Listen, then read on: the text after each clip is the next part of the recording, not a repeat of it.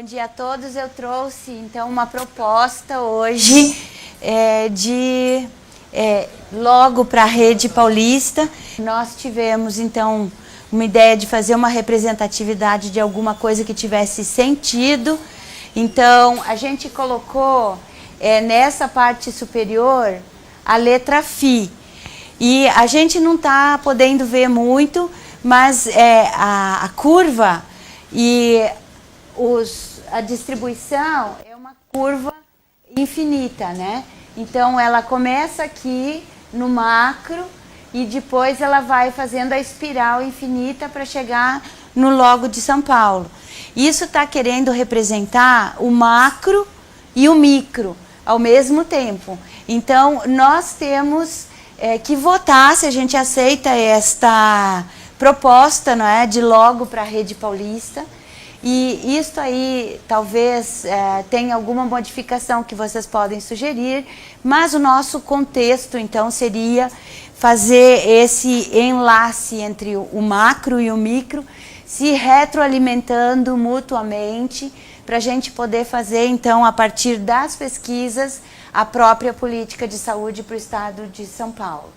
Eu vou passar rapidamente uma das coisas que saiu essa semana, né, e que o nosso coordenador então, de Ciência e Tecnologia pediu para a gente divulgar.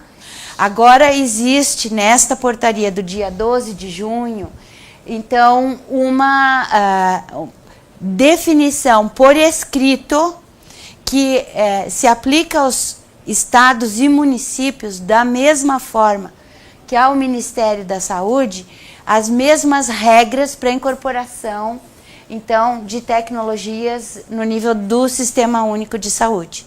Tá? Então, escrito com todas as letras, secretarias municipais e estaduais, escrito com todas as letras e recopiado da Lei 12.401, exatamente os mesmos tópicos, dizendo, então, da estrutura do formulário, né, da mesma forma que o que está, então, no decreto de fundação ou criação da Conitec, da mesma forma, os documentos necessários para fazer essa solicitação e com os mesmos links para as diretrizes que nós vimos estudando já há 3 anos. Então, é um reforço, é uma digamos assim, muito delineado, não é? E a gente tem dois âmbitos onde nós temos que discutir isso. Hoje a gente vai discutir um pouco mais esses projetos de pesquisa, que também se baseiam nas mesmas estruturas e métodos, não é? Tendo fundamentalmente esta avaliação da tecnologia no mesmo modelo que a gente já viu, baseado historicamente, então, na nossa tradução, digamos assim, do que está internacionalmente reconhecido, que é o Mini Assessment da Dinamarca. Então, agora, então, na rede, na rede, então, a proposta, por favor, olhem essa imagem com o Φ e o círculo que é a sua espiral infinita, não é?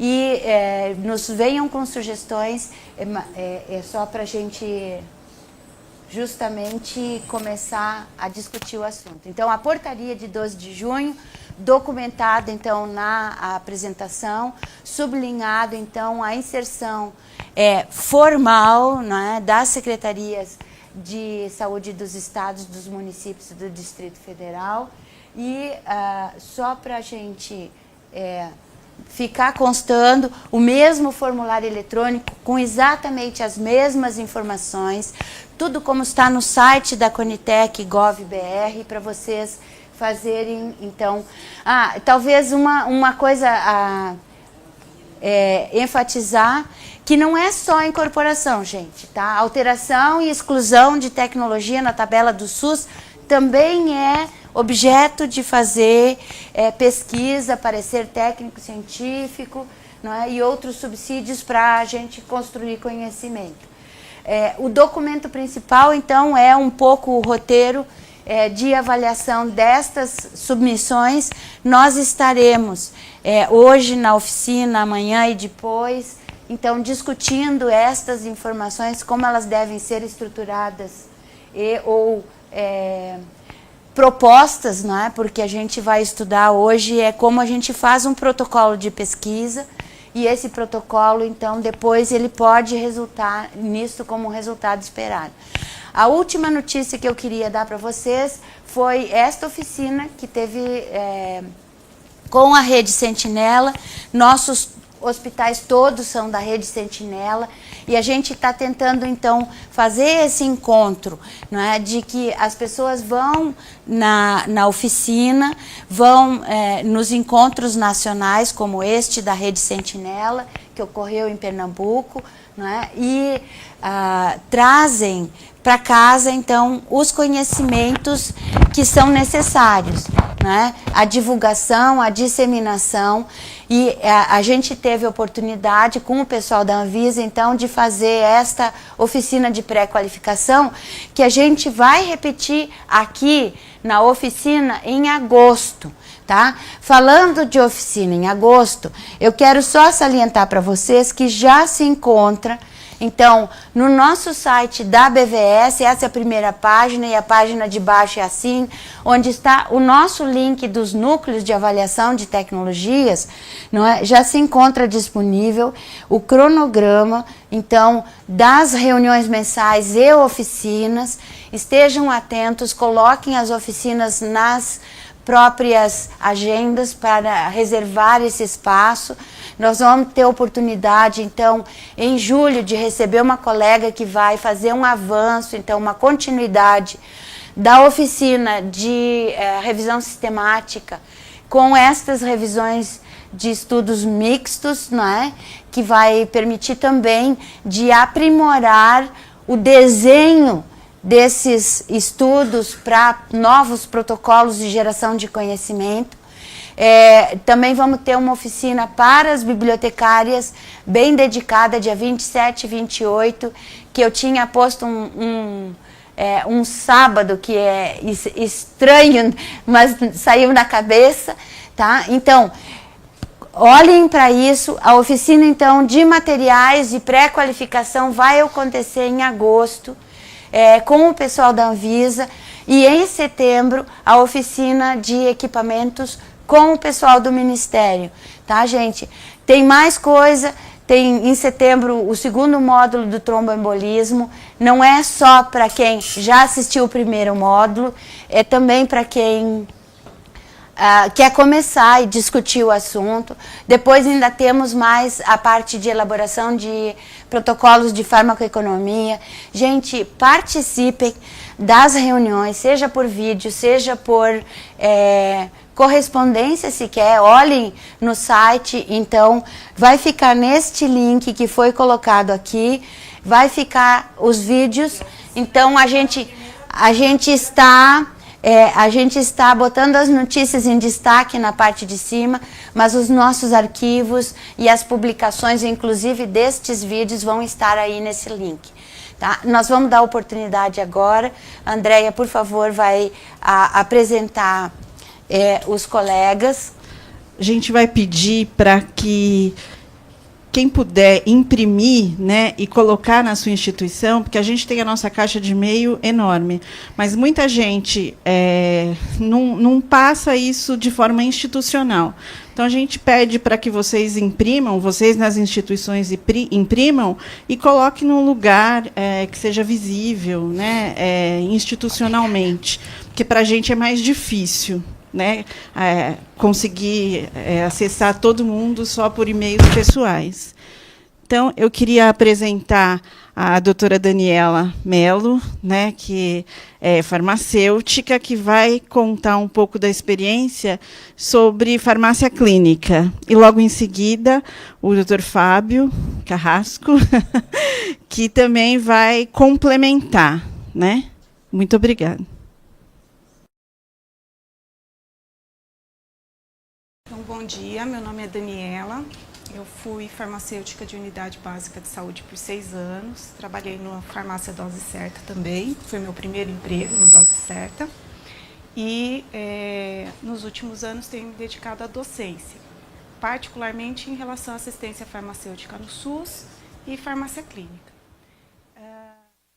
Esse convite, né, surgiu. Eu fiquei até um pouco apreensiva do que eu ia mostrar aqui, porque a gente vê que a maior parte das apresentações nessa área são de pessoas da área hospitalar.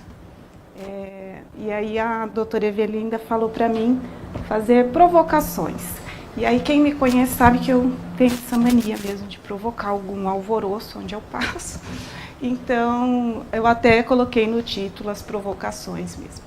Eu vou fazer uma reflexão sobre a dificuldade, né, de que essas políticas públicas baseadas em evidências sejam efetivamente implementadas nas unidades e vou, no meio da apresentação, inserir algumas coisas que eu fiz e que deram certo, de alguma forma. Tá. Pode. Bom, como eu sou farmacêutica, eu vou falar de medicamento, tá bom? Até porque boa parte dos nossos problemas nessa área são de medicamento, boa parte dos custos tem a ver com medicamentos. Então, se a gente fosse colocar algumas etapas, né, da ATS, a gente teria que, primeiro, a gente identifica e caracteriza, prioriza os problemas que a gente vai estudar, recupera a evidência disponível, avalia a qualidade dessa evidência, interpreta, sintetiza, dissemina os resultados e as recomendações e depois monitoraria o impacto dessas recomendações. Isso seria o que a gente teria o caminho inteiro, né, para chegar na política pública implementada. A gente vê que tem duas áreas que se destacam já com algum sucesso. A gente vê que a parte de recuperar a evidência disponível, integrar, graduar e sintetizar os achados, tem tido um avanço muito grande à medida que a gente tem um grande número de profissionais sendo qualificados para isso. Eu mesmo acabei de fazer um curso de especialização pelo IATES, né, com parceria com a Universidade Federal do Rio Grande do Sul, do SUS, um curso voltado para formar a gente para fazer a avaliação de tecnologias em saúde no SUS. Então, a gente vê que essa parte não tem grandes problemas, pelo menos existe já um movimento, né, de fazer essa parte funcionar bem. Agora, a identificação, caracterização e priorização de problemas, ela foi impulsionada pela judicialização. A gente sabe que a ATS existe há bastante tempo, não é de agora, né, mas ela ganhou força no país nos últimos anos, impulsionada, então, por essa judicialização do acesso à saúde como um todo, mas principalmente em relação ao medicamento. Com isso, a gente tem que pensar agora, ela impulsionou, foi importante, mas agora ela já passou da hora da gente tentar resolver isso, porque ela virou um problema muito grande. Então, como que a gente faz para integrar o que os serviços precisam com o que a universidade, por exemplo, tem para oferecer? Então, a gente tem uma certa dificuldade, né, dessa integração, porque esses dois serviços, essas duas unidades, pensam muito diferente e, historicamente, andaram separadas. Bom, a gente vê no site da Rebrates, por exemplo, o site novo já, tem, logo na primeira página, acesse aqui o formulário de sugestão de pesquisas. E no da Conitec tem as propostas de incorporação que você pode fazer. No entanto, para quem é de município menor, né, para quem está na atenção primária, nem sempre a ideia de Rebrates e Conitec está bem disseminada. Então, eu fiquei imaginando, né, se a gente não teria outras formas de aproximar essas demandas das pesquisas que são feitas. A gente vê que a universidade, às vezes, tenta fazer pesquisa com algum município, encontram até alguma resistência, né? Recentemente, eu fui tentar montar um projeto, e aí perguntaram assim para mim, mas é de extensão ou é de pesquisa? Porque pesquisa, nossa, aí enrosca, né? Porque vai para o comitê de ética. Então, quer dizer, a gente tem ainda uma certa dificuldade de integração. Existe a vontade, mas existe um pouco de falta de compreensão de como isso deve ser feito. Então, a gente pode dizer que a gente tem alguns problemas técnicos nessa área. Não é ainda acho que está caminhando para ser resolvido, mas ainda é um problema. Disseminar os resultados e as recomendações, aí o problema é bem maior. Pelo menos é assim que eu enxergo, né? A gente tem também no site da Rebrates o CIS Rebrates, que fica lá escondidinho, apesar de estar lá na primeira página, né, aí a gente tem que ir clicando, aí você acha a página de procura, você entra nesse sistema, que basicamente é conhecido por quem é membro da Rebrates, e que só tem as coisas que foram produzidas por unidades parceiras da Rebrates, membros da Rebrates. Então, por exemplo, a gente tem o curso do IATS que foi feito, eu fiz o meu PTC, e o meu PTC não foi para lugar nenhum, porque eu não sou membro da Rebrates, né? Quando eu fiz o curso, eu estava numa universidade particular, agora eu acabei de entrar na Unifesp, então ainda estou me integrando, então eu não estou dentro de um núcleo que seja parceiro da Rebrates ainda. E isso impede, por exemplo, que o meu PTC esteja aí. E aí fica onde? Então, a gente teria que ter outras formas, ou pelo menos outros locais, para tentar divulgar, né, mais o que é feito nos serviços. Porque a gente sabe que institucionalizar uma parceria nem sempre é fácil, o que não significa que quem fez em instituições ainda não parceiras da Rebrates oficialmente não possa ter esse trabalho reconhecido. E, do mesmo jeito que o meu PTC ficou parado, de várias pessoas ficou parado. Se o objetivo do curso era formar a gente para fazer a TS, e a gente fez, né, e o trabalho foi considerado adequado, isso teria que estar disseminado. A gente vê também um outro problema, que é disseminar informação não é escrever um boletim e mandar o papel. Ou disseminar informação não é ter isso no computador. A André acabou de falar, né? Imprimam nas suas unidades, divulguem, porque a gente não consegue divulgar para todo mundo. E a verdade é que disseminar informação depende de pessoas, de contato pessoal. A gente sabe, né, que essa disseminação funciona muito mais no boca a boca do que propriamente no papel. É óbvio que o papel é importante, até para a pessoa ter a base, mas só o site, só o papel não dissemina informação. Então, eu acho que aí o problema é bem maior, né? Eu acho que, pelo menos, me assusta um pouco mais. Em relação a monitorar o impacto das recomendações, aí a gente tem um problema muito sério, né? A doutora Evelinda acabou de falar, olha, o formulário não é só para inclusão, é para alteração e abandono também de tecnologias que não são mais adequadas. E a gente vê que aqui no Brasil a gente tem muito mais especialidades farmacêuticas do que deveria, do que precisamos. Quase nunca são retiradas do mercado, mesmo que a gente já tenha opções melhores. E, no âmbito do SUS, a mesma coisa. A gente tem um movimento muito maior de incorporação do que de retirada, né? O que não é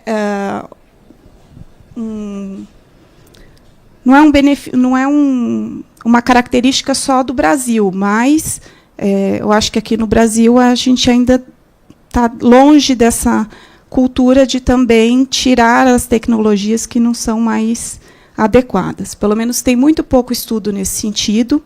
E a gente também tem um problema que é, quando tem esses estudos, existe aquele viés de publicação, né?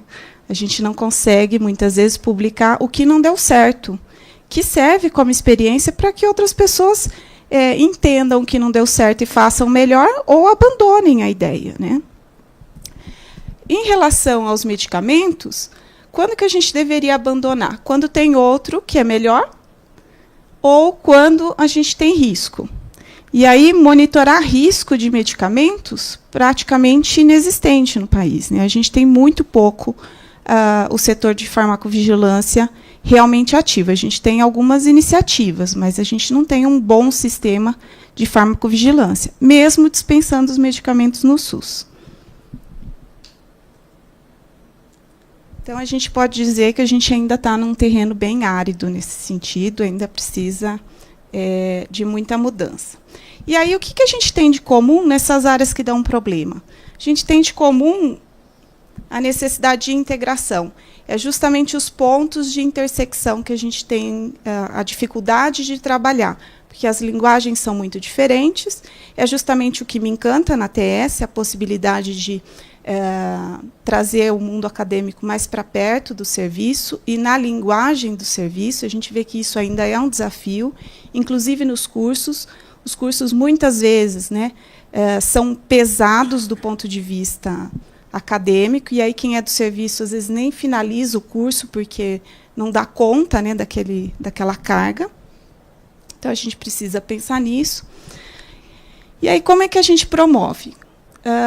Existe, por exemplo, um campo que eu acabei descobrindo conforme eu fui pesquisando para falar aqui, de descobrir o que já está sendo feito por parceiros da Rebrates. Porque se a ideia é ter mais núcleos para que a gente evite o retrabalho, saber que outra pessoa já está estudando o que eu pretendo fazer, já faz com que eu priorize outro problema, né? Talvez entre em contato com esse grupo. Mas, para chegar nisso, a gente tem que dar 5 cliques dentro do sistema Rebrates. Então, a gente, né, isso não está fácil, né? Eu tenho que conhecer o sistema, eu tenho que saber que isso existe, eu tenho que procurar. Então, a gente sabe que, em geral, o que demanda mais trabalho acaba ficando para outro dia, né?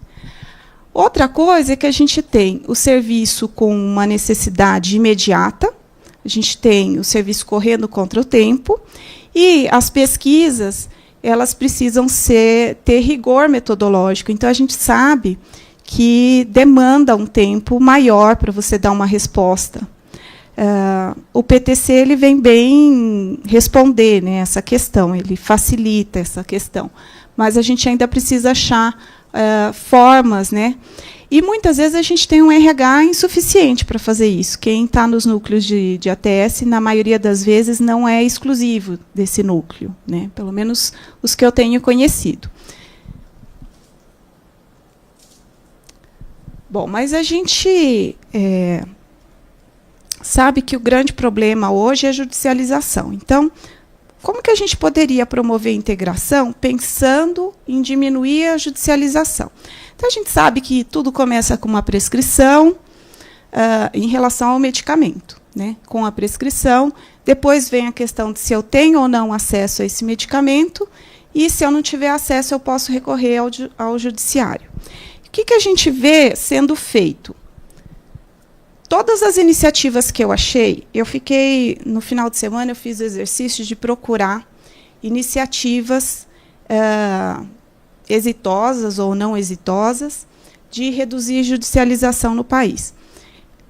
Já começo dizendo que, do mesmo jeito que não tem um lugar para você encontrar o que precisam que seja estudado, você não tem um lugar para encontrar as iniciativas que foram feitas e deram ou não deram certo. Então, você tem que ficar caçando as iniciativas, né? Não achei estudo publicado, então a gente sabe que essa área de ATS não dá para ficar só na base do estudo científico publicado, a gente tem que procurar o que chamam de literatura cinzenta também. E aí, na literatura cinzenta, eu achei. Mas, sempre como uma notícia aqui, uma notícia lá, alguns estudos, algumas monografias de curso de especialização, mas o que a gente tem em comum? Todas as iniciativas que eu achei voltadas para o judiciário, voltadas para a criação de núcleos de apoio ao judiciário. Não estou dizendo que não deva acontecer, mas todas elas são para esse lado. E aí vamos tentar pensar o que poderia ser feito nos outros nos outros quadradinhos, nas outras etapas. Será que a gente tem que esperar chegar lá no juiz? Então, a gente sabe que, em relação aos medicamentos, a gente tem incorporação, depois deveria ter o acesso, pelo menos espera-se o acesso, e o uso desse medicamento. A questão do acesso, ela passa pela gestão. A gente tem que, para ter acesso aos medicamentos, a gente precisa de uma gestão bem feita. E aí eu fiquei procurando coisas para falar sobre isso que fossem diferentes do que a gente já sabe, né? A gente sabe que tem vários estudos mostrando que nos municípios nem sempre a gente tem um controle eficiente do estoque de medicamentos. Eu evitei trazer aquelas informações que eu já vi em outras apresentações.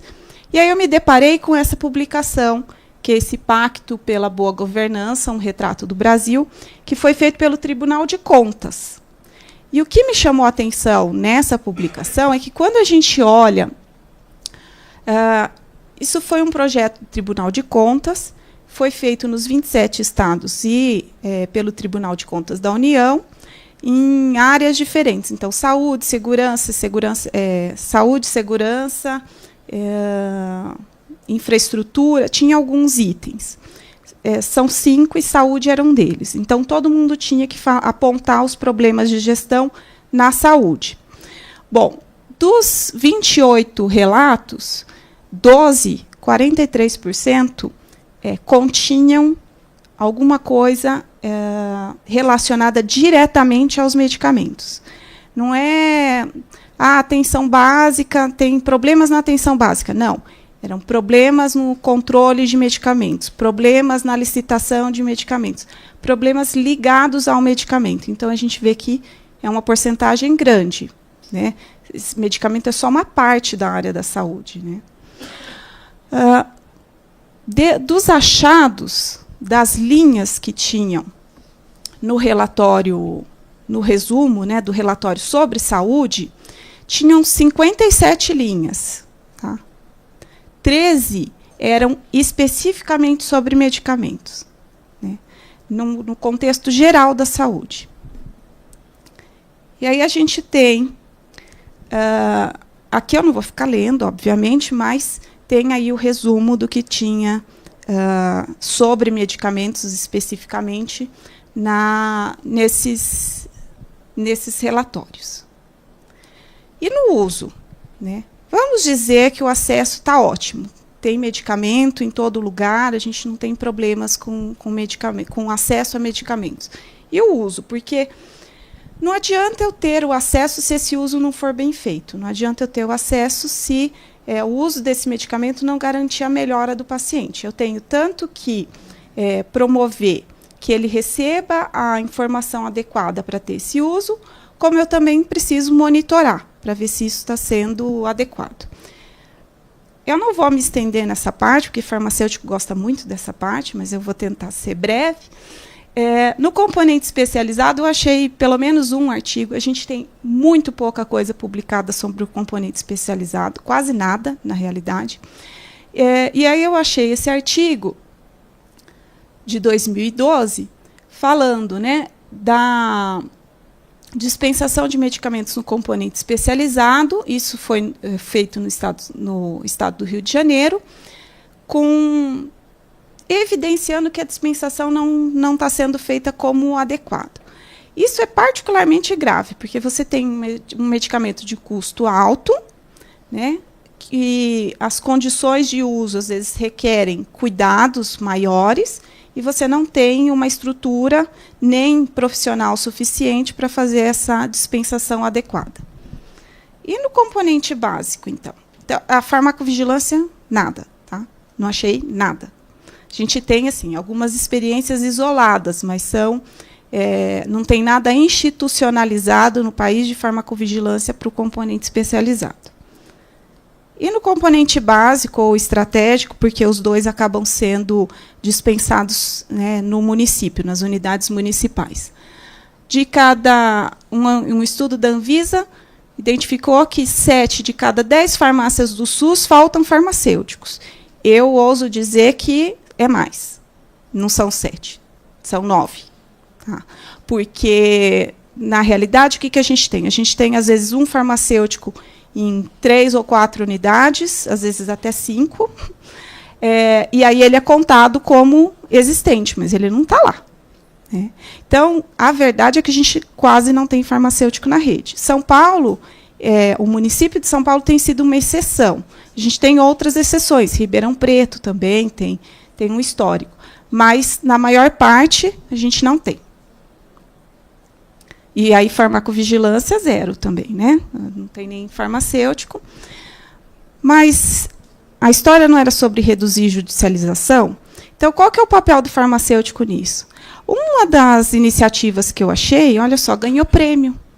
Ganhou prêmio, mas foi difícil de achar na internet. Eu achei lá no meio, né, de um monte. Quando a gente coloca a judicialização, aparece uma série de relatórios e estudos feitos pelo pessoal de administração ou advogados, né, pessoal do jurídico. Essa experiência que ganhou prêmio simplesmente foi pegar as ações judiciais, ver que uma parte das ações eram por medicamentos do componente especializado e inserir esse público dentro da dispensação do componente especializado, tirar, né, da judicialização e passar para a dispensação rotineira, componente básico e assim por diante. Então, não foi uma coisa difícil de ser feita. Não foi uma coisa impossível de ser feita. Foi uma coisa muito simples e que deu muito certo. E reduziu bastante o custo. Aí eu achei essa outra notícia. Eu tentei procurar coisas aqui de São Paulo. Eu achei que tem um núcleo, né, de apoio na Defensoria Pública.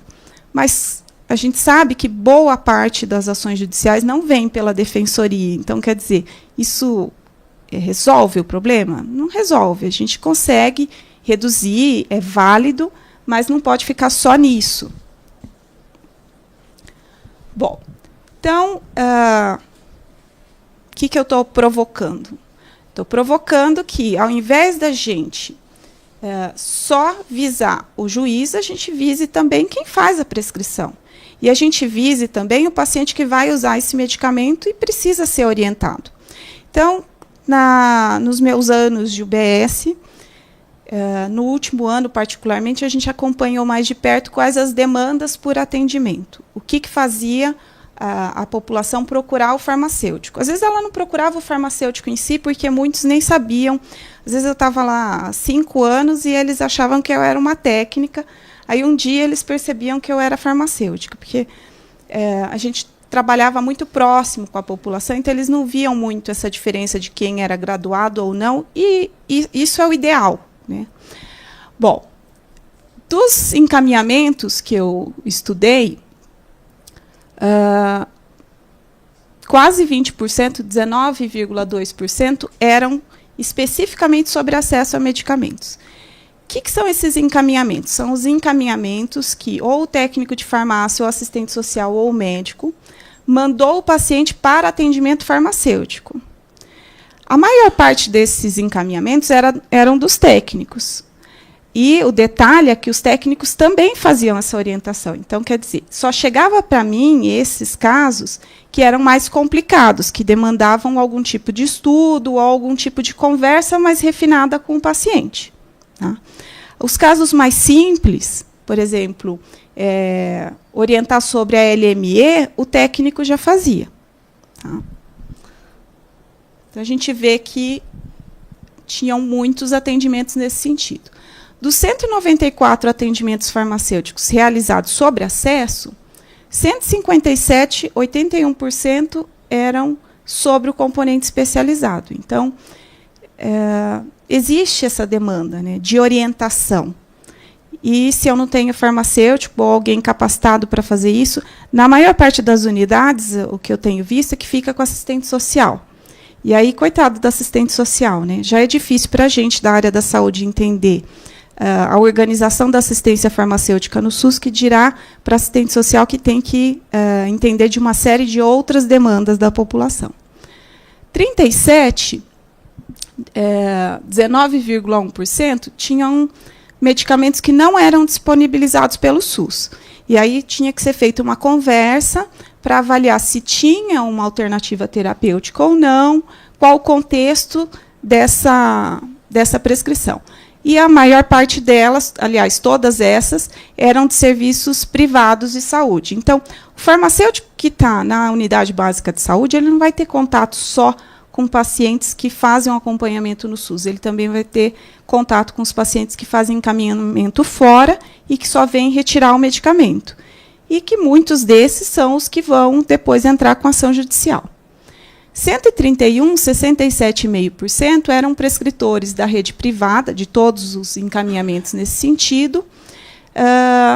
Da unidade, olha, poucos. Por quê? Porque na unidade já tinha uma orientação a esse respeito, já tinha um entendimento de como que essa orientação deveria ser feita. Bom, e aí, o que era feito? Era feita foram feitas várias intervenções no sentido de disseminar informação, uma informação que já existia. Por exemplo, que as prescrições dentro do âmbito do SUS têm que ter nome genérico. E aí, por que tem que ter nome genérico? E aí eu explicava para os médicos, porque uma boa resistência em relação ao nome genérico é pensar que é só uma questão burocrática, e não é. É uma questão de identificação do paciente com aquele medicamento, porque é a única coisa que fica, né? Como tem as licitações, a gente não necessariamente vai ter o genérico ou de referência lá. A gente pode ter o similar também, com vários nomes, mas o nome do princípio ativo fica. Então, é mais fácil do paciente compreender que aquele medicamento tem o mesmo princípio ativo. Então, em relação a acesso, em relação à proporção de medicamentos prescritos que faziam parte da REMUME, tudo isso aumentou após o período de intervenção. Então, tudo estatisticamente significativo, né? A gente conseguiu um avanço muito grande. Como? Divulgando informação. Por exemplo, a REMUME, hoje já tem mais iniciativas nesse sentido, mas a REMUME, quando eu comecei na rede básica, em 2007, a REMUME de São Paulo, tinha um cartaz grande que ficava do lado de fora da farmácia e tinha um cartaz que não tinha uma ordem alfabética, não tinha uma ordem de classificação farmacológica, a gente não entendia muito bem a ordem, com letras pequenininhas, e não era nem uma folha A4, nem era um cartaz grande. Não podia fixar na parede, ele acabava sendo dobrado e ficando na gaveta. Então, na maioria das vezes, no início do plantão, o médico ia na farmácia e ficava olhando para a prateleira para ver o que tinha. Então, a gente fez o quê? A gente fez um guia, um livrinho, para ficar nos consultórios. A gente quem? A gente, unidade. Não foi uma iniciativa institucional. Então, a gente também tem isso, né? Muitas iniciativas locais. Agora, estou falando que precisa de farmacêutico, e precisa, eu acho, pelo menos, né? Eu, como farmacêutica, é lógico que eu vou falar isso.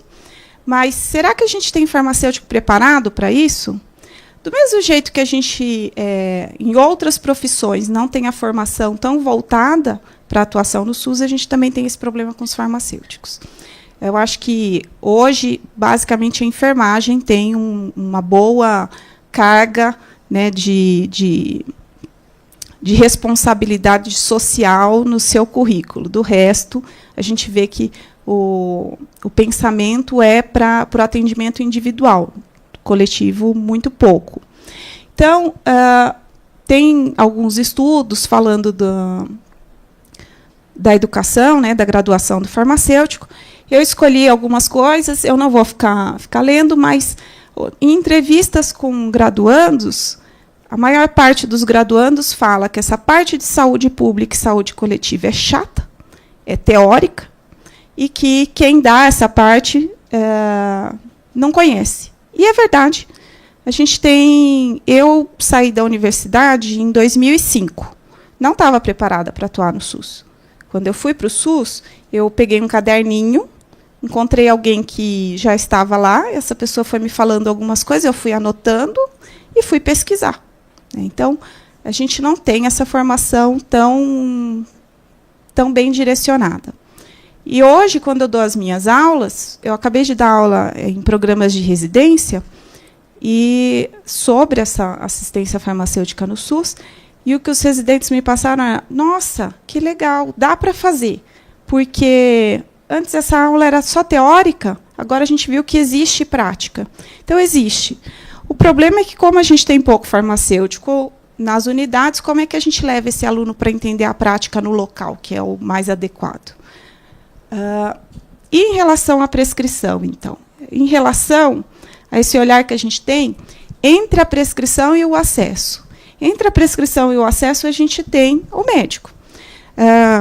O medicamento, do ponto de vista econômico, ele é visto como um produto de mercado imperfeito, né?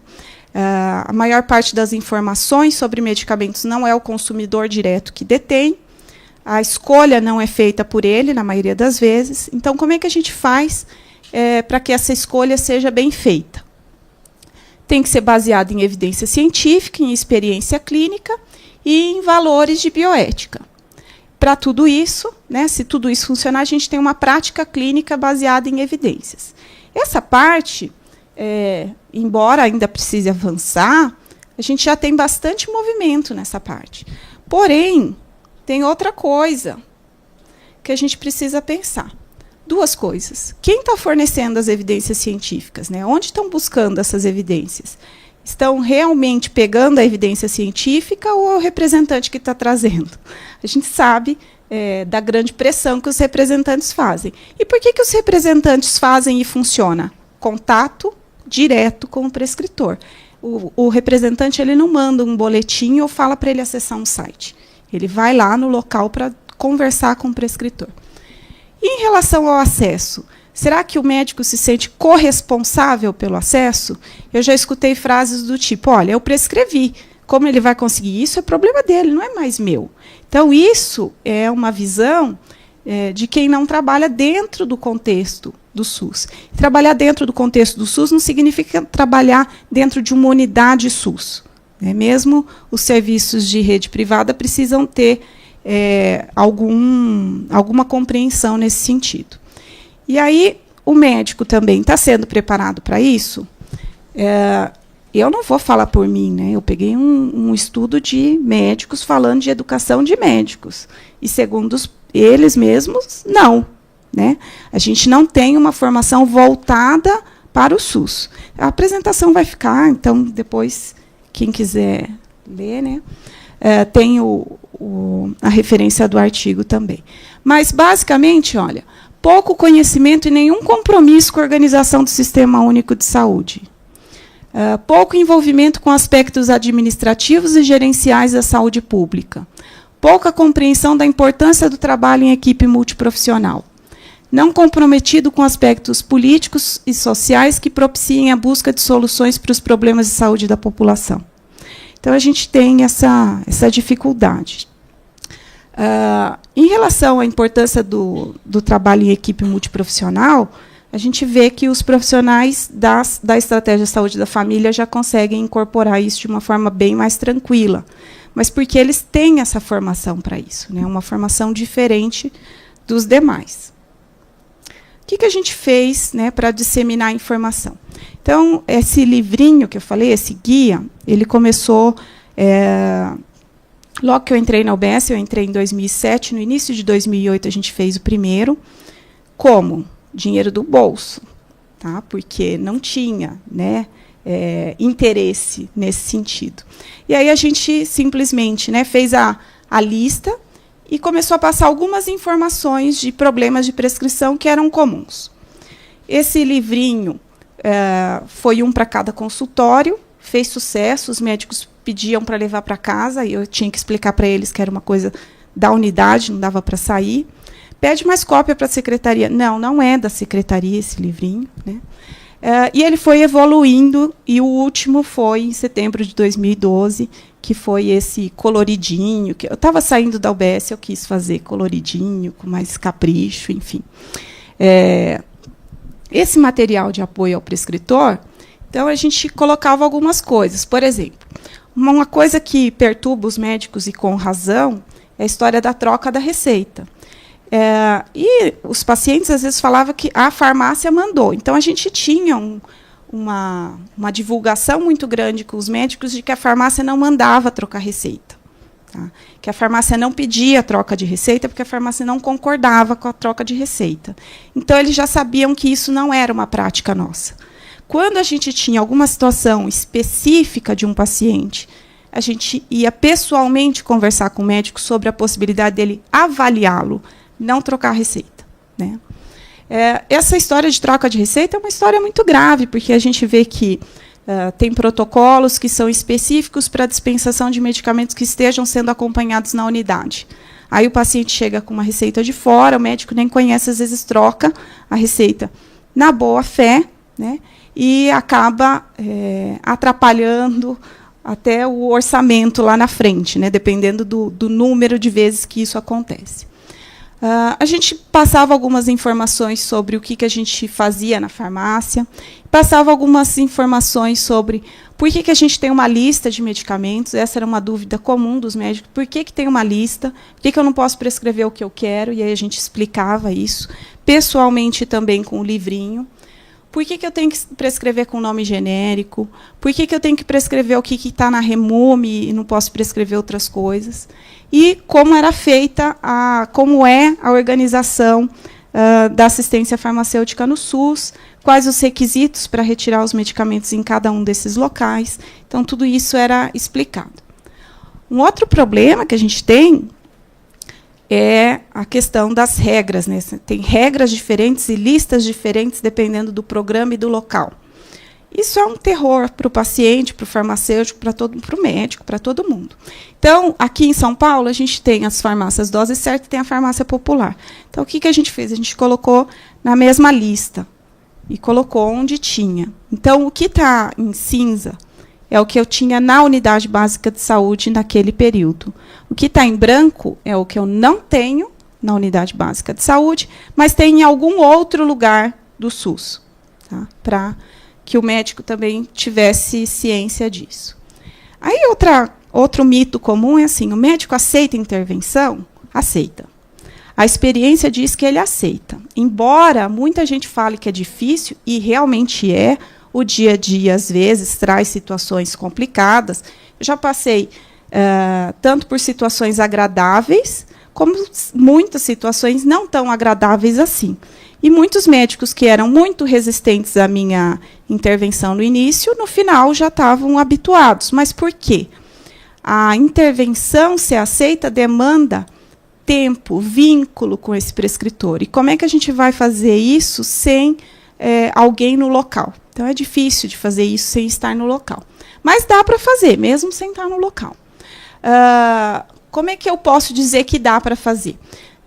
Durante o período de janeiro de 2011 a julho de 2012, eu fiz segmento farmacoterapêutico para 94 pacientes, então não era um grande número. Isso resultou em 458 recomendações. Recomendação do tipo, olha, eu excluiria esse medicamento, olha, esse dá para alterar, não tem no SUS, mas tem alternativa terapêutica.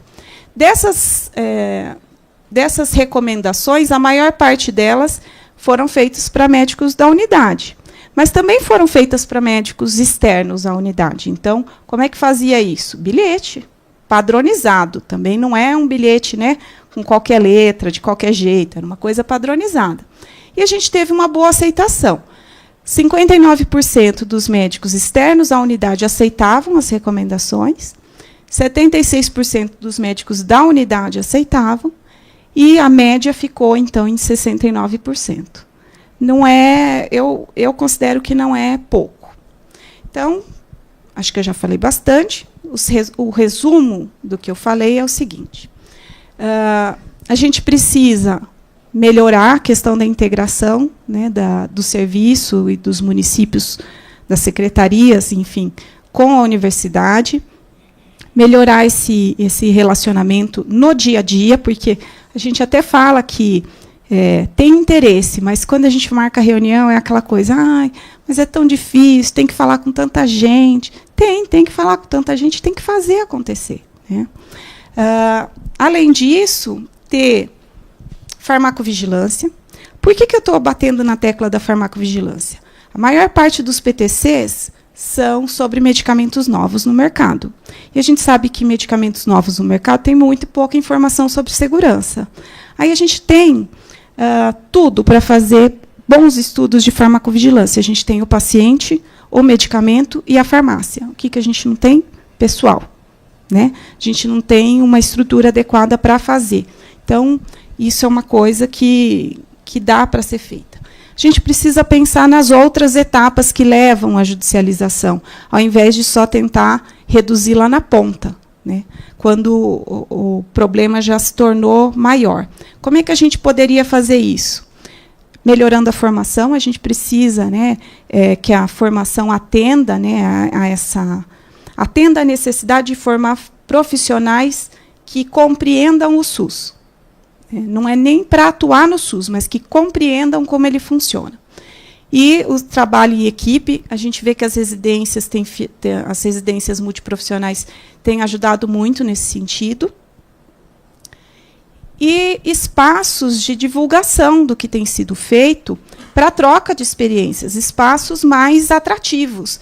A gente fala que a informação tem que ser disseminada, e a gente tem o PTC num linguajar bem mais simples, de uma forma bem mais resumida, mas a forma de achar esse PTC não está clara para quem é do serviço. A forma de achar essa informação qualificada não está fácil, nem atrativa. Então, a gente precisaria pensar em outras formas. E a minha experiência pessoal é que não adianta também só pensar na internet, não adianta pensar só em curso, a gente tem que ter gente no local disseminando informação. Então, se isso seria feito em todas as unidades, difícil de fazer, mas que a gente tivesse, então, unidades de referência que desse informação, né, sobre o acesso a medicamentos. Então, basicamente, são essas as minhas provocações, ficam o meu contato, e obrigado pelo convite.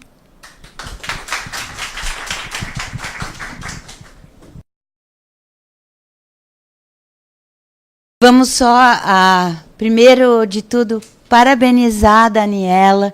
Sem dúvida, é a segunda vez que eu vejo você apresentar, e esse conteúdo é muito bem adaptado ao que a gente tinha ali solicitado, não é? Também temos uma reação que eu acho importante comunicar aos colegas. Então, primeira coisa é que qualquer profissional, cidadão, que tenha uma expertise e queira se cadastrar como ADOC no CIS-Rebrates, então, na Rebrates, nós colocamos isso como uma possibilidade. Qualquer um de nós que tenha alguma expertise que seja, digamos assim, relevante para a avaliação de tecnologia, independente da sua instituição ser ou não membro, pode se cadastrar lá. Então, entra na parte do login, no CIS-Rebrates, e coloque lá, eu sou novo, eu quero me cadastrar, e ele vai te dar uma espécie de um orientador, um roteirinho para você colocar suas competências, seus interesses e o que você já publicou ou gostaria de publicar, seja como protocolo, seja como estudo. Então, assim, infelizmente, o IATES, que é um Instituto Nacional de Ciência e Tecnologia, que foi contratado para ser o revisor do CIS-Rebrates, não orientou vocês durante a especialização a esse respeito, né? Nós lamentamos, mas eu acho que essa correção para o Estado de São Paulo fica colocado. Qualquer um pode se cadastrar, independente da instituição ser membro ou não. Para as nossas instituições que já estão trabalhando em ATS, vem a mensagem de se cadastrar como membros, visto que a Rede Paulista já está contemplada e a equipe do Ministério da Saúde está esperando que cada uma das instituições formalize a sua participação na rede brasileira. Porque indiretamente já está, mas agora nós precisamos que seja diretamente na Rebrates. A pesquisa que você colocou lá, diga quais são as pesquisas mais importantes nesse momento, é o primeiro passo, é uma pesquisa online, é o primeiro passo para a Agenda Nacional de Prioridades de Pesquisa. Então, é importante que todo mundo participe e coloque lá a sua capacidade de fazer pesquisas, porque isto vai participar, em algum momento, não é, de uma rodada com os gestores, e quando o gestor identificar que aquela pesquisa potencial que alguma instituição colocou lá pode ser a solução para um problema que ele está vivendo, então, esta vai ser uma linha de financiamento de pesquisa. Como vocês veem hoje, no edital número 1, 2015, que está no site da Rebrates, anunciado, e tem lá uma linha, por exemplo, na 23ª linha, custo-efetividade do transplante renal. Então, nós acabamos de apresentar o custo-efetividade do transplante hepático, o custo-efetividade do transplante cardíaco, lá na Conitec, e a gente tem agora, na mesa, em avaliação, o custo-efetividade do transplante pulmonar. Então, falta o renal. E, aliás, é o mais importante, por quê? Porque é o mais prevalente, é o que a gente faz mais. Né? E tem coisas novas e a gente precisa saber quanto custa a nossa assistência para saber qual é o benefício dessa coisa nova que está querendo vir, que, em geral, não é mais barato. Mas eu tenho que poder medir o que veio e o que faz. Outra coisa que eu queria enfatizar, que você abordou muito bem, né, os protocolos clínicos e diretrizes terapêuticas. Eles voltaram como mandato para dentro da Conitec este ano. Esta portaria das secretarias municipais e estaduais reforça esse ênfase, e são necessários estudos de fase 4 para farmacovigilância, para a Conitec saber o que aconteceu com as coisas que foram incorporadas, e isso também vai estar na Agenda Nacional de Prioridade de Pesquisa. Então, quem pudesse motivar para já começar com a sua provocação, nós estamos pedindo, doutora Daniela, por favor, de se colocar à disposição. Então, seu e-mail está na apresentação, essa apresentação vai estar no site da secretaria, mas o povo, então, por favor, já entre em contato, e a doutora Daniela vai estar também convocada de livre e espontânea pressão para fazer parte da oficina de farmacoeconomia em outubro, tá bom? Eu queria agora que a Andréia apresentasse o próximo colega.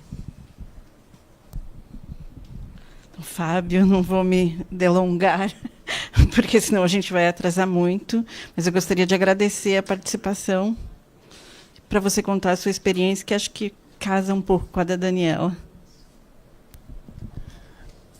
Bom dia a todos. Queria agradecer a doutora Andréia pelo convite, né? Nesse pouco tempo de 20 minutos, eu pensei muito o que trazer, né, de informação que possa realmente fazer com que sensibilize e chame a atenção para falar assim, olha, o farmacêutico tem um papel importante aí e pode contribuir bastante enquanto equipe multiprofissional, né?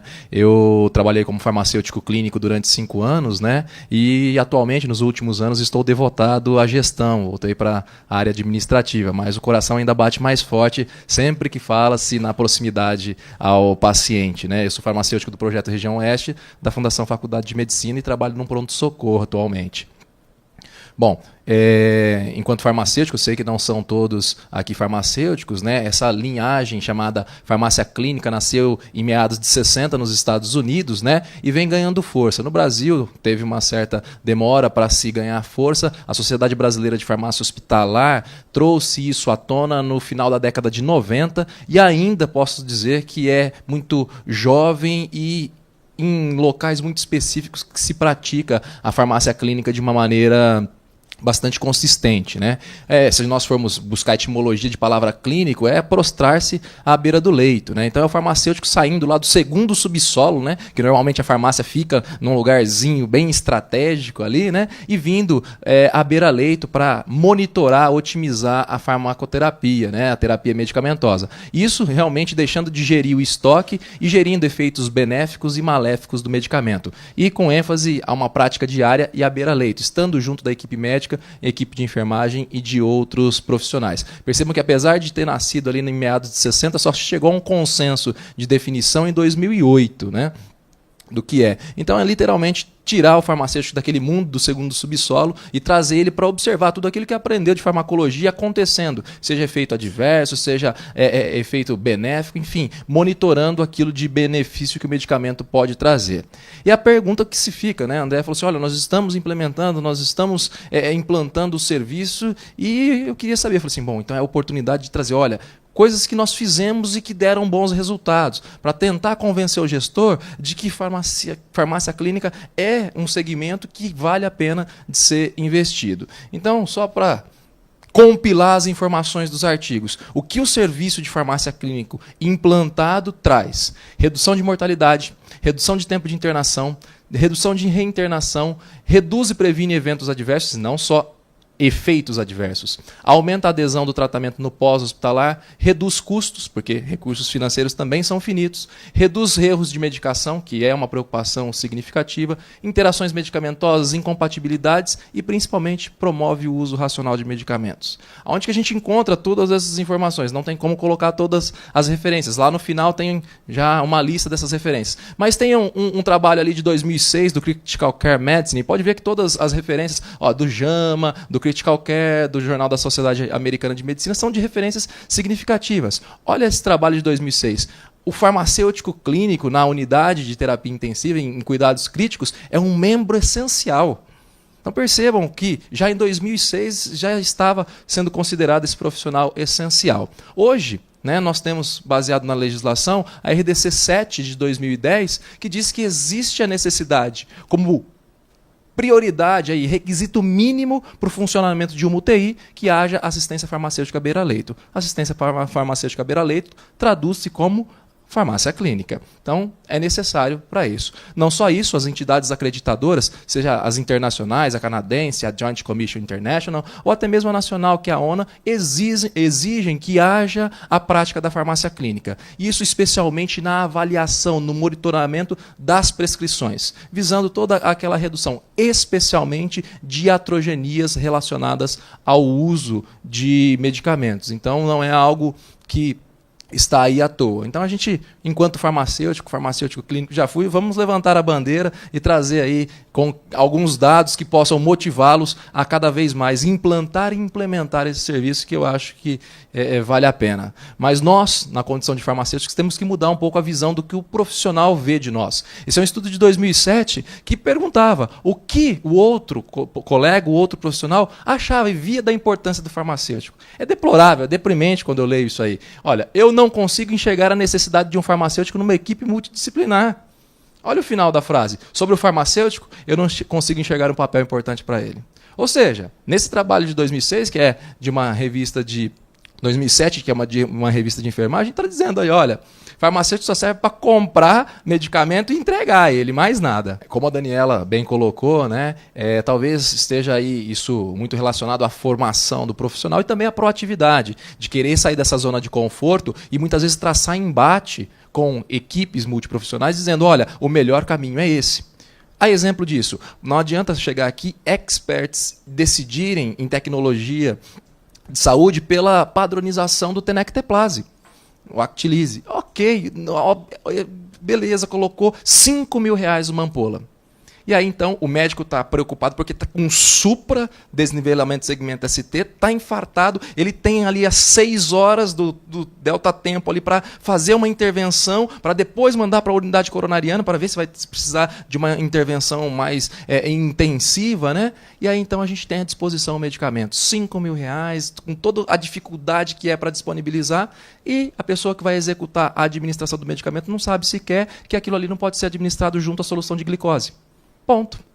todo o trabalho foi por água abaixo, se não tiver alguém monitorando. Por quê? O médico está preocupado com o diagnóstico e cuidado do paciente. O enfermeiro, você vai ter que entubar-se, como que está o volume urinário, e cadê o farmacêutico para monitorar? Porque a gente tem os olhos voltados ao medicamento. E cadê o farmacêutico para monitorar se tem incompatibilidade físico-química, se foi diluído adequadamente? Então, esse conjunto de ações é que traz bons resultados, né? Então, eu acho que vale a pena a gente investir nisso. Tá? Como convencer o gestor de que isso pode acontecer? Primeiro, a legislação já pede assistência farmacêutica à beira-leito. Mostrar os benefícios para a instituição. E aí, todos aqueles benefícios que a gente já disse. Só de a gente reduzir reinternação e dinamizar o tempo que o paciente fica, diminuir o tempo de internação, pronto, rotatividade de leitos, custo, porque muitas vezes o gestor vive de números, né? Mas a gente tem que sensibilizar a parte clínica também, porque mostra benefícios para o paciente. E que o medicamento é uma excelente arma terapêutica, se usado adequadamente, porque dentre as iatrogenias, as relacionadas ao medicamento são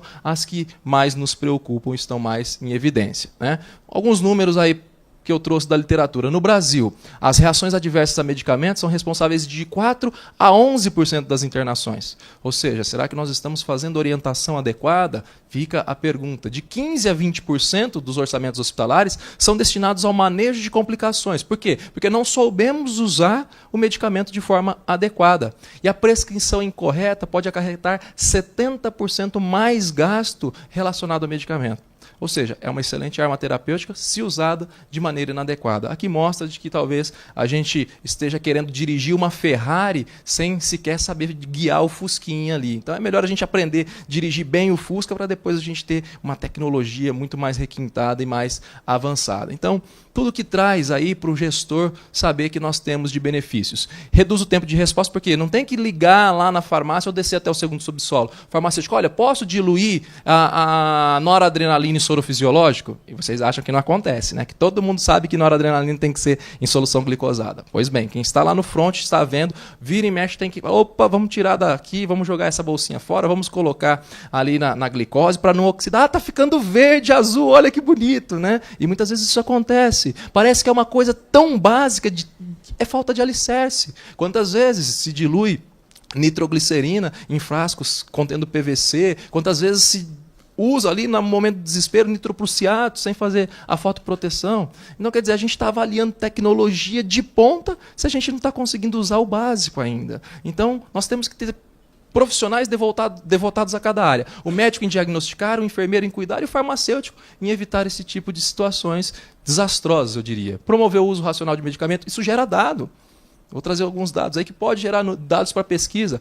Pode ser feito procedimentos de vanguarda. A gente vai qualificar cada vez mais os profissionais da equipe multidisciplinar, reduz custos, mais uma vez falo. A gente tem uma constante troca de informações, aumenta a rotatividade de leito, diminui o tempo de internação e isso melhora substancialmente a assistência. O que a gente precisa para fazer isso? Primeira coisa, farmacêutico. Farmacêutico não esteja no segundo subsolo, e sim lá no posto de enfermagem, na beira do leito, conversando com a equipe. Um computador com acesso à internet, até mesmo hoje com o smartphone, um celular, o tal do iPhone, tem a vida pré e pós-iPhone, né? Ou Galaxy, sei lá, smartphone, né? E um acesso à base de dados. Então, o Micromelix no celular, o UpToDate no celular, aí o Druguinho, que é o livro de cabeceira, né? O Sanford, para fazer o ajuste de dose de antimicrobianos. E aí, a quem tem o privilégio, o UpToDate. Caso contrário, a gente vai lá nos periódicos da CAPES e vai buscando essas informações. Então, é simples. O que requer de custo? Mas espera aí, o salário do farmacêutico? Vamos ver se o farmacêutico consegue se pagar ao longo dessa história toda, né? Então, a primeira coisa, se quer implantar farmácia clínica, não adianta, num sistema de distribuição, de dispensação de medicamentos coletivo, fazer isso. Alicerça primeiro. Então, qual é o sistema de dispensação? É dose unitária? É dose individualizada? Aí vai para frente. Se não, investe todo o recurso em melhorar a dispensação de medicamentos. E se eu não tenho condições de contratar todos os farmacêuticos necessários para 100% de cobertura dos leitos? Comece por setor mais crítico, por exemplo, UTI, que é onde tem maior probabilidade de iatrogenias acontecerem. Depois, PS, e assim vai para as unidades de internação, onde se tem maior número de utilização de medicamentos e maior permanência dos pacientes. Pois bem, o farmacêutico tem que se envolver, tem que interagir com a equipe e participar de grupos e comissões. A CFT é obrigatória do farmacêutico, a CCIH, a de nutrição interal e parenteral, de ressuscitação cardiopulmonar, de cuidados paliativos e dor. Hoje, hipodermóclise, gente, no cuidado paliativo. Quem que vai dizer se tem tonicidade ou não, se o pH é compatível ou não para fazer a administração subcutânea? O farmacêutico ele tem que estar envolvido nisso, né? Gerenciamento de resíduos, garantia de qualidade e nas visitas multidisciplinar. Então agora eu vou tentar trazer um pouquinho de resultados que eu vivi nesses 5 anos para convencer vocês. Bom, UTI. Normalmente na UTI a gente tem, primeiro item, dieta. Segundo item, omeprazol. Terceiro e quarto, vancomicina e carbapenêmico. É um carimbo. Pum! Aí aquilo me incomodava muito. Eu falei assim, poxa vida, por que a gente se esquece da ranitidina? Porque os antagonistas H2 estão esquecidos, eles que revolucionaram, né, aí, os antissecretores. Aí eu falei assim, bom, vamos tentar ler se tem paciente dentro da UTI que pode receber antagonista H2. E aí eu fiz um critério de risco, né, junto com os colegas médicos da UTI, e aquele que tem risco intermediário e o alto. Quem vai receber ranitidina, quem vai receber omeprazol. Não é só na instituição de vocês, é generalizado e não é só no Brasil, é no mundo, essa coisa do omeprazol. E aqui eu acho que a gente tem que levantar mais uma dúvida importante. O clopidogrel. Por quê? Ainda que seja discutível, existe evidência de que pode ter uma interação clinicamente significativa. Então aí a gente vai pensar ainda mais sobre o uso não racional do omeprazol. Percebam, antes e depois de implantar o protocolo, estratificando riscos de sangramento gastrointestinal. Foi reduzindo o uso de inibidor de bomba e aumentando o uso de ranitidina. E aí a gente teve uma redução significativa no consumo disso aí. 213 mil, isso aí tem 5 anos, então pode colocar aí mais ou menos 50%, se nós colocarmos 10% de inflação ao ano, né? E depois do protocolo, a gente conseguiu reduzir em 21%. 44 mil de redução, ponto, pagou o farmacêutico 1 ano. Só aí já valeu a pena ter o farmacêutico. E aí, como que estava o critério de gravidade desses pacientes? Olhando Apache, SAPS-3, Carlson, eles não diferiam entre os grupos. E aí diminuiu o tempo de internação, mortalidade, e o que é mais legal, não teve nenhum caso de hemorragia digestiva alta. Então, protegeu de maneira significativa. Então, a gente pode diminuir tanto pneumonia associada à ventilação quanto infecções por Clostridium. Se a gente for ir mais a longe, tem a questão da demência, absorção de vitaminas, de cálcio, enfim, tem uma série de restrições aí, de efeitos maléficos. Então, o farmacêutico tem que se embrenhar nesse meio. Eu quero participar da execução do protocolo. Não é só a visão da enfermagem, não é só a visão médica. E aí discute-se na tecnologia desmedetomedina. É caro para dedéu, a gente vai colocar, não vai colocar, vai ter protocolo. Ah, não, vamos ficar com fentanil e com midazolam. Aí o farmacêutico vai ali, quietinho, se embrenha aí nesse meio. Olha, então vamos monitorar o uso. Ok. Vamos diminuir, então, o uso de sedativos? Vamos. Vamos fazer o despertar diário todo dia? Para quê? Para evitar o estresse pós-traumático, né? E aí, então, antes de estabelecer um protocolo de sedação com despertar diário e depois de se fazer isso. Como que a gente tem? Aí, uma redução no consumo de sedativos, o que é excelente para a qualidade de vida do paciente. Aí a gente gastava em média de 2,5 milhões com sedativos e gastou-se menos 1 milhão. Vixe, Maria, aí dá para contratar um ônibus de farmacêutico, né? Pode vir farmacêutico de ônibus agora para fazer farmácia clínica, né? E percebam que isso aí é o efeito de 1 ano de economia, né? E aí também os dados dos pacientes, percebam que são equivalentes e que nós tivemos uma redução significativa da autoextubação, que é um evento adverso, que demanda uma série de cuidados especiais, né? E a mortalidade, tudo bem que não podemos só atribuir a isso, mas a um conjunto de fatores também relacionados a isso. Então, que a gente chegou à conclusão de que reduz delírio, reduz estresse pós-traumático, reduz tempo de ventilação mecânica, reduz mortalidade, reduz eventos adversos e melhora as funções cognitivas. Bom, se ainda não estão convencidos, vamos lá. Farmácia clínica vale a pena investir. Antibiótico terapia. Passa antibiótico terapia intravenosa e fica ad eterno, até a alta. Se o farmacêutico tiver esse discernimento, observar o paciente e falar, olha, esse daqui já tem a condição de sair da antibiótico terapia intravenosa e ir para VO. Ok. Está em VO, meu amigo, alta precoce para casa. Tira o catéter, tira o ponto de continuidade, menor risco de infecção. Ok, a gente fez isso também, instalou. Como que a gente fazia? Emitia um relatório lá na farmácia. Quem que recebeu antibiótico intravenoso hoje? A gente tem ele por via oral? Tem. É moxifloxacina, é claritromicina, então vamos ver se já dá para mudar. E a gente ia monitorando isso diariamente. O que a gente conseguiu? Uma redução de R$160 mil. Isso num hospital de 200 leitos. Tá? Então vamos somar 1 milhão, mais 200 mil, mais 50 mil, está dando quase 2 milhões. Meu Deus, quanto que dá para pagar para esse farmacêutico, gente? O salário dá para ser bom, hein? Então, a gente conseguiu o quê? Reduzir infecção associada a catéter, reduzir flebite, porque por via oral é muito mais seguro, alta precoce, rotatividade dos leitos e, consequentemente, todos os benefícios em torno disso aí. Monitorar a vancomicina. Ok, discute-se muito, mas vamos entrar com 1 grama de 12 em 12, se o paciente tiver mais de 100 quilos, 1,5, 2 gramas, e aí fica naquele burburinho, né? E aí esquece que tem que administrar em mais de 1 hora. Aí esquece de treinar a equipe de enfermagem, especialmente o auxiliar, o técnico de enfermagem, e aí ele corre aberto o sorinho de 100, em 15, 20 minutos. Aí o que acontece? Aí a gente observa esse tipo de reação aqui, ó. A síndrome de head neck, do pescoço vermelho. Por quê? Ah, mas a gente avaliou a tecnologia, é de ponta, é MRSA. Aí, ó, está na utilização. Se o farmacêutico está ali e fala assim, olha, tem que correr em 1 hora, vamos colocar a bomba? Não, eu vou no gota a gota, mas eu vou contar. Então, estando próximo ao paciente, a gente consegue evitar esse tipo de situação, bem como reduzir nefropatia também. Por quê? Porque a gente pode fazer monitorização sérica. Olha, é no vale, é no pico, quanto tempo antes do vale, da próxima administração, depois de quantas doses que a gente vai coletar? Se o farmacêutico estiver ali, ele consegue também auxiliar nisso aí. Trabalhar em equipe. Visitar os leitos em equipe. Não adianta o farmacêutico ir sozinho visitar o leito. Ele tem que estar acompanhado do fisioterapeuta, do médico, do nutricionista. É um trabalho conjunto. Aí a gente fez um período de 6 meses, antes de fazer essa visita multiprofissional e depois de fazer isso aí.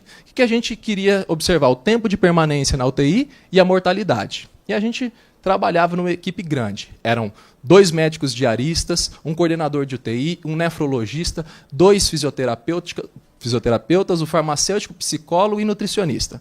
E aí cada um falava, olha, esse paciente está com tanto de noradrenalina, esse daqui foi sedado, parou tanto tempo, ele voltou, a gente diminuiu pela metade. E ia discutindo, está no tal dia do antibiótico, e cada um contava a sua parte. O que a gente vai fazer? Hoje a gente vai monitorar volume urinário. Quanto que ele urinou hoje? Ele urinou tantos ml. E a gente ia fazendo essas discussões. E vejam que a gente diminuiu tempo de permanência, tanto na UTI quanto no hospital, diminuiu mortalidade tanto na UTI quanto no hospital desses pacientes que passavam pela UTI. Eram 24 leitos de uma UTI geral. Então percebam que trabalhar em equipe também vale a pena, tendo aí, né, como um dos integrantes dessa equipe, o farmacêutico clínico. E aí a Daniela falou, olha, eu fiz o segmento farmacoterapêutico, né? A gente vai buscar na literatura como fazer o segmento farmacoterapêutico. Apresenta uma série de vaidades, né? Eu acho que é melhor fazer assim, eu acho que é melhor fazer assado, e a gente tem vários métodos. Hoje o mais consagrado é o método Dader, né? Que é da equipe espanhola de segmento farmacoterapêutico. Eu, particularmente, e digo a minha opinião e a minha experiência clínica, se nós formos aplicar qualquer um desses, nós não teremos tempos de avaliar todos os pacientes. Então desenvolva o seu critério, o seu mecanismo de acompanhamento, baseado naquilo que é mais importante dentro disso aqui. Bom, o que mais que a gente faz? Orientar o paciente quando ele sai de alta, quando ele vai deixar o hospital. Insulinoterapia, anticoagulante oral, principalmente varfarina, né? É simples, são orientações. Vai escovar os dentes, começou a sair aquelas manchinhas de sangue, as fezes ficaram escuras, bateu, ficou com um hematoma muito grande. São detalhes que podem fazer a diferença e manter o INR dentro disso aí. Percebam, olha, dos erros de prescrição, 38% ocorreram na admissão, 14% na internação e a metade deles na saída, na alta. Aí a gente tem o problema da reconciliação medicamentosa e uma série de outros fatores inerentes a esse processo. Prescrição eletrônica. Eu não sei se o S3 permite a prescrição eletrônica, mas isso aqui é fantástico. Fazer farmácia clínica à mão, à unha, como a gente costuma dizer, é muito mais difícil. Por quê? Porque pelo sistema informatizado a gente já consegue dizer, olha, noradrenalina só no soro glicosado. Olha, se for o alteplase, o tenecteplase, tem que pensar na diluição, o que pode, então, incompatibilidades, interações medicamentosas clinicamente significativas, as severas. Isso tudo o sistema informatizado vai dando através de pop-up. E aí a gente evita prescrições desse tipo. Ali, ó, o segundo item, clindamicina 600, EV de 6 em 6. Esquema posológico adequado. Olha a diluição em 100 ml de água. O que a gente pensa? Opa, está com uma hipernatremia severa, né? Por quê? Porque o segundo item, que é... Opa, e aí? vancomicina, 1 grama EV de 12 em 12. Então, é um gram positivo. Olha, apostem e pensem aí agora com seus critérios se vale a pena a associação. Em água destilada também. Se a gente for avaliando, chega lá no 5º item, mas o paciente está recebendo NaCl 20%. Então, ele não está com hipernatremia. O que é isso? Erro de diluição. E cadê o tempo de infusão da vancomicina? Cadê o risco da síndrome do pescoço vermelho? Percebam que o olhar do farmacêutico frente a isso, obviamente que essa passou por uma triagem, a gente conversou com o prescritor e fez todas as adequações. Mas se não tem esse serviço de farmácia clínica, isso pode gerar um risco bastante significativo. E aí o farmacêutico tem que monitorar aquilo que ele faz e mostrar no papel, olha, de todas as intervenções que foram feitas esse mês, 13% foi para indicar a profilaxia de tromboembolismo ou para suspender o anti-inflamatório que já fazia 7 dias depois do procedimento cirúrgico, o paciente ainda estava lá. Né? Então, eventos adversos, medicamentos não padrão, a respeito de diluições, o regime terapêutico. Então, monitorar e mostrar, olha, a gente está trabalhando, né?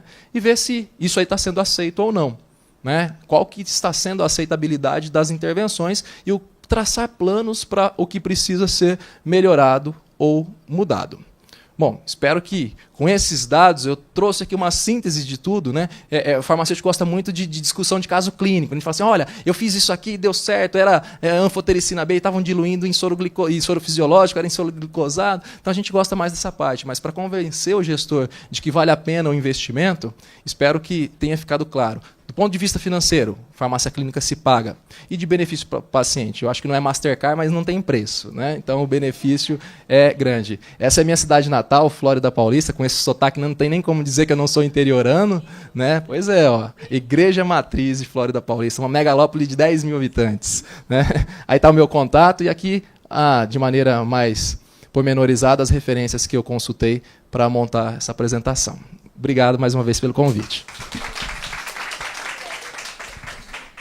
De novo, gente, nós tivemos o privilégio, então, Fábio, muito obrigada pela sua contribuição significativa, com uma dicção e uma apresentação bastante ágil e importante, né? Eu acho que isso também chama a atenção dos colegas. Sem dúvida nenhuma, nós temos muito a fazer ainda, até para suprir a lacuna que a Daniela colocou tão bem, né? Em todos os níveis. Nós temos o nível hospitalar, o nível mais complexo, a gente começou por ele justamente porque a gente não tinha perna de fazer os demais, mas, sem dúvida nenhuma, a responsabilidade da Secretaria de Saúde é com todos os níveis de atenção, todos os estabelecimentos de saúde desse estado. Nós temos, sim, que melhorar muito ainda, e essa parte da assistência farmacêutica, eu acho que a gente tem expoentes hoje da própria graduação que podem sair e ir sanando um pouco essas nossas lacunas na assistência. Gente, trabalhem com afinco, então, nessa parte de desenvolvimento, né, da farmácia. Essa foi a provocação agora, mas também nós precisamos de honrar, não é? A nossa política de saúde diz lá que a gente tem que fazer uma assistência integral e integrada. E isto é a nossa missão, né, à medida que a gente puder, de se desenvolver mais longe e melhor.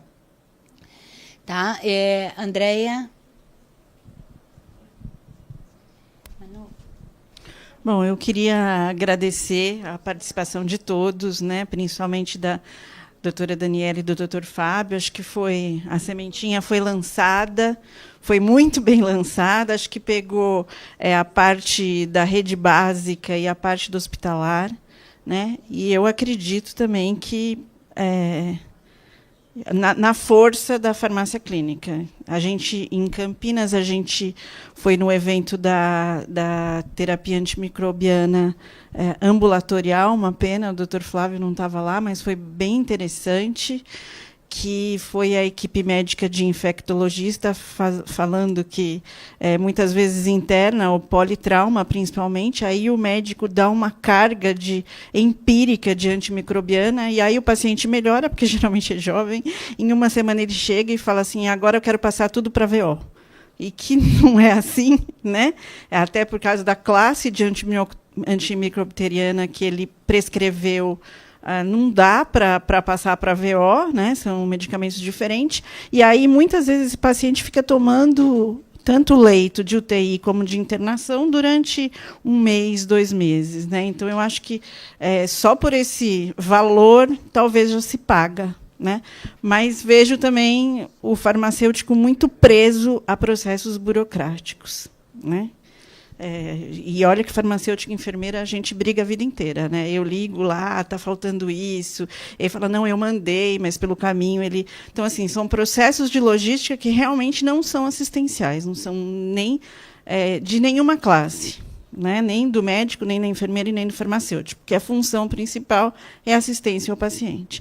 Então, eu queria agradecer, queria convidar as pessoas que vão para a oficina, não sei se daqui alguém vai... Eu vou pedir desculpa, algumas pessoas vão ficar no overbooking, né? Acho que ultrapassou o limite, e que para a gente é um prazer, é uma honra, né? E convidá-los para a reunião do mês que vem. Se alguém quiser fazer alguma provocação o mês que vem, é só entrar em contato comigo. Tá bom? Muito obrigada.